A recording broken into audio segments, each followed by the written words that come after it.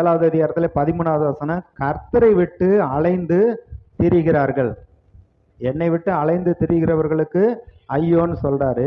இவங்க கர்த்தரை விட்டுட்டு வேற எதையோ அலைந்து தேடி திரிந்து ஓடிக்கொண்டு இருக்கிறார்கள். ஆனா அவங்க கைக்கு கிடைக்க மாட்டேங்குது.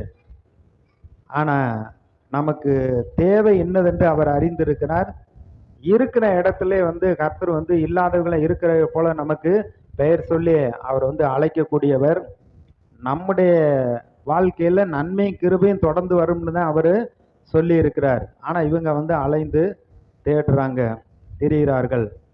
14வது வசனம், என்னை வெறுத்து விலகி போனார்கள். இன்னும் அதிகமா கர்த்தரை விட்டு தான் விலகி போய்கிட்டு இருக்கிறாங்க. ஏன்னா கர்த்தரை அறிந்து கொள்றதுக்கு விருப்பம் இல்லை. 16வது வசனம், மோசம் போக்கும் வில்லாய் இருக்கிறார்கள். ஒரு வில்லை எடுத்து அதை குறி பார்த்து அம்பு பார்த்து எய்கிறோம் அப்படின்னா அது கரெக்டா போய் பாயிண்ட அது அடிக்கணும்.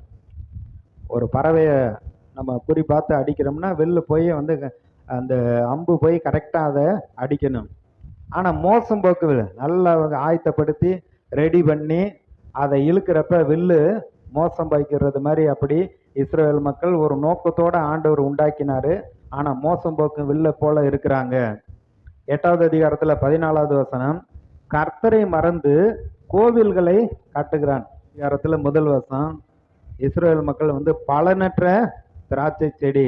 சரி, இவ்வளவு காரியங்கள் அவங்க கர்த்தரை அறியாம இருக்கிறதுனால பாவத்துல இருக்காங்க, அடங்காத கிடாரிய போல இருக்காங்க, திருப்பி போடாத அப்பம் புறாவை போல இருக்காங்க, இந்த மாதிரி இப்படி எல்லாம் சொல்லிட்டு இப்பதான் உண்மையான ஒரு காரியத்தை அவர் சொல்றாரு. என்ன சொல்றாரு அப்படின்னா, ஓசியா 5வது அதிகாரம் 15வது வசனம் எடுத்து உங்க வேத புஸ்தகத்துல பாருங்க.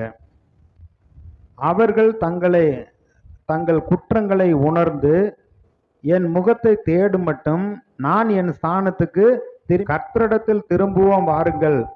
நம்மை பீறினார், அவரே நம்மை குணமாக்குவார். நம்மை அடித்தார், அவரே நம்முடைய காயங்களை கட்டுவார். 2 நாட்களுக்கு பின்பு அவரிப்பார், 3ஆம் நாளில் நம்மை எழுப்புவார். அப்பொழுது நாம் அவருடைய சமூகத்தில் பிழைத்திருப்போம். அப்பொழுது நாம் அறிவடைந்து கர்த்தரை அறியும்படி தொடர்ந்து போவோம்.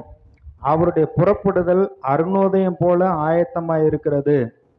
அவர் மழையை போலவும் பூமியின் மேல் பெய்யும் முன்மாறி பின்மாரியை போலவும் நம்மிடத்தில் வருவார்.